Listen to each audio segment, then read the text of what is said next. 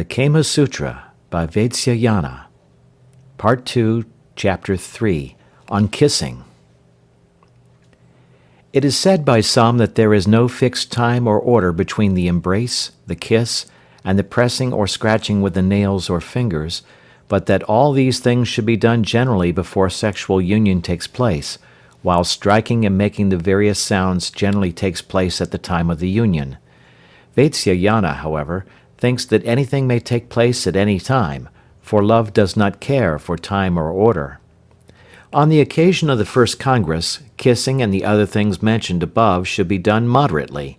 They should not be continued for a long time, and should be done alternately. On subsequent occasions, however, the reverse of all this may take place, and moderation will not be necessary. They may continue for a long time, and for the purpose of kindling love. They may all be done at the same time. The following are the places for kissing, that is, the forehead, the eyes, the cheeks, the throat, the bosom, the breasts, the lips, and the interior of the mouth. Moreover, the people of the Lat country kiss also on the following places: the joints of the thighs, the arms, and the navel.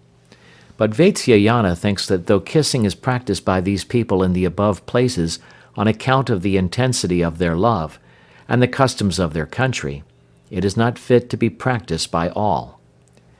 Now, in a case of a young girl, there are three sorts of kisses: the nominal kiss, the throbbing kiss, the touching kiss.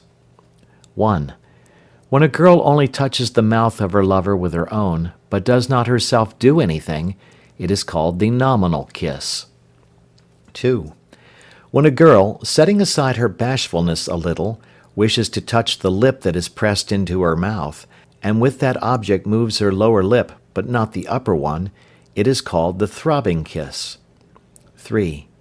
When a girl touches her lover's lip with her tongue, and having shut her eyes, places her hands on those of her lover, it is called the touching kiss. Other authors describe 4 other kinds of kisses: the straight kiss, the bent kiss, the turned kiss, the pressed kiss. 1. When the lips of two lovers are brought into direct contact with each other, it is called a straight kiss. 2.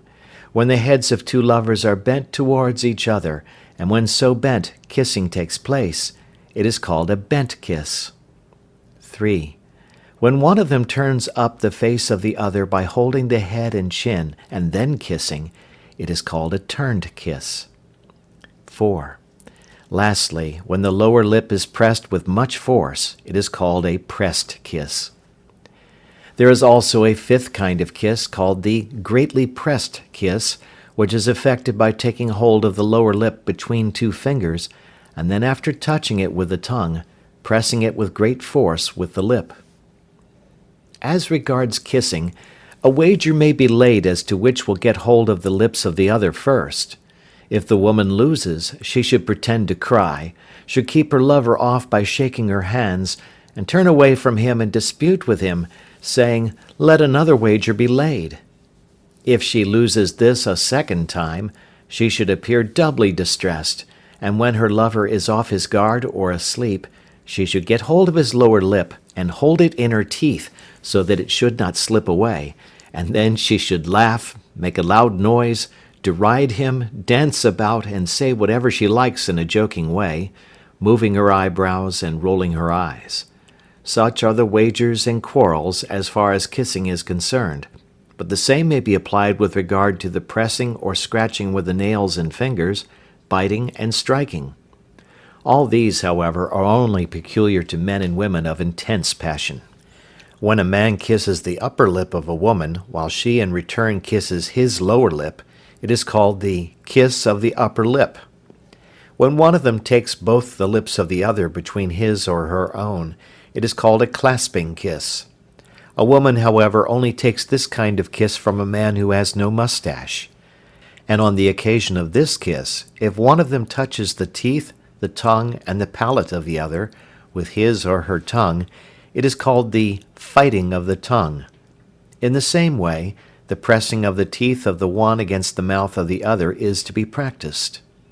Kissing is of 4 kinds: moderate, contracted, pressed, and soft, according to the different parts of the body which are kissed, for different kinds of kisses are appropriate for different parts of the body. When a woman looks at the face of her lover while he is asleep, and kisses it to show her intention or desire, it is called a kiss that kindles love.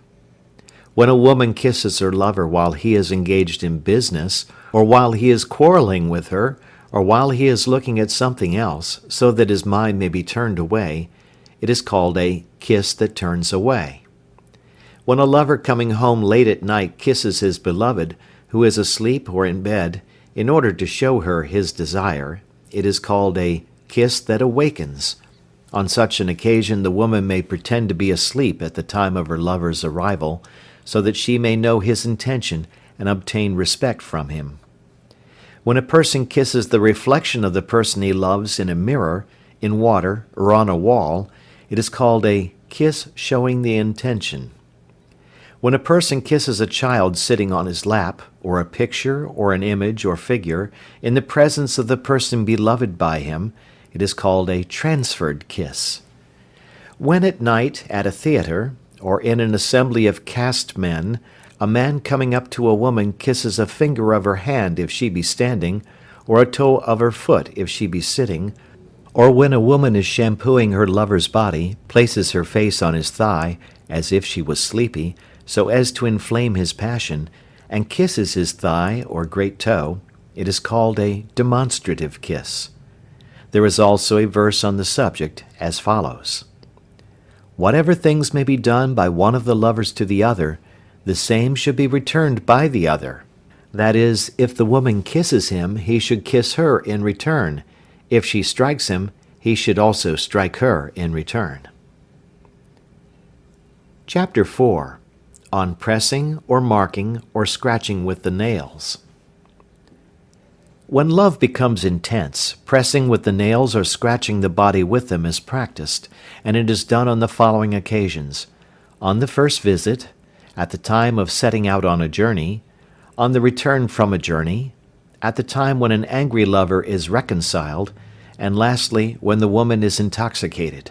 But pressing with the nails is not a usual thing except with those who are intensely passionate, that is, full of passion.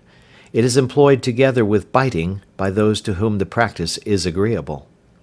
Pressing with the nails is of the 8 following kinds, according to the forms of the marks which are produced. 1. Sounding. 2. Half moon. 3. A circle. 4. A line. 5. A tiger's nail or claw. 6. A peacock's foot. 7. The jump of a hare. 8. The leaf of a blue lotus. The places that are to be pressed with the nails are as follows: the armpit, the throat, the breasts, the lips, the jagana, or middle parts of the body, and the thighs. But Suvarnanabhya is of opinion that when the impetuosity of passion is excessive, then the places need not be considered. The qualities of good nails are that they should be bright, well set, clean, entire, convex, soft and glossy in appearance. Nails are of 3 kinds according to their size: small, middling, large. Large nails, which give grace to the hands and attract the hearts of women from their appearance, are possessed by the Bengalese. Small nails, which can be used in various ways and are to be applied only with the object of giving pleasure, are possessed by the people of the southern districts. Middling nails, which contain the properties of both the above kinds, belong to the people of the Maharashtra. 1.